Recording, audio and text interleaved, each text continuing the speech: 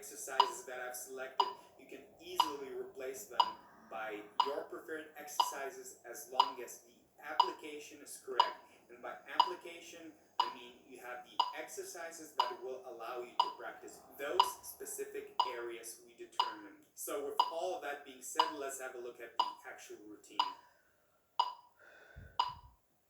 Okay, so week 1, exercise 1.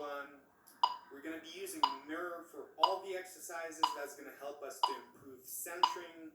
And the first thing that we're going to do is just determine a correct positioning for our mouthpiece and just learn how to get a little bit more comfortable with breathing.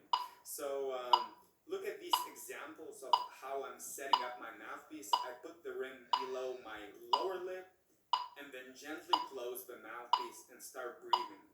Take a breath through your nose. The reason why we're breathing through the nose to start with is because the nose capacity is slightly smaller, which is going to add an extra pressure, thus allowing us to breathe a little bit more slowly and engage our diaphragm muscles in a bit more of an efficient way.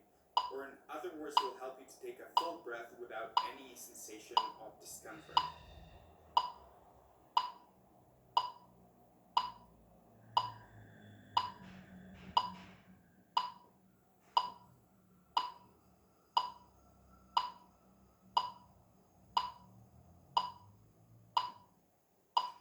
Do this 5 times and reset with every single breath in order to get used to the correct mouthpiece position.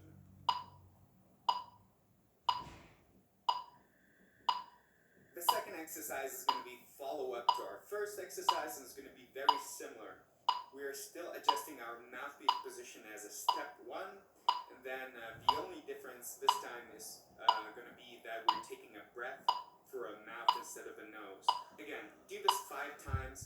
Breathe in very, very slowly to the point where you cannot breathe in anymore. The same with the exhale.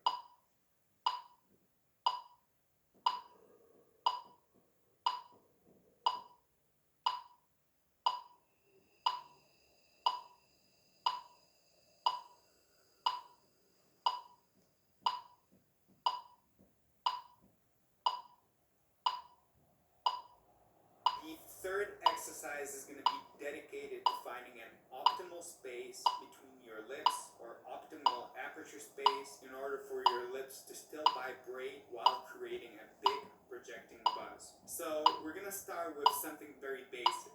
We're going to take in a very slow breath and then start exhaling with an air sound and gradually, gently closing our lips. Not pushing them towards the mouthpiece, but just shutting them gently together to the point where we start hearing a mouthpiece buzz. As soon as you hear mouthpiece buzz, do not close your lips any further. The whole goal of this exercise is to make sure that we keep the space between our lips as open as possible while still creating a buzz noise.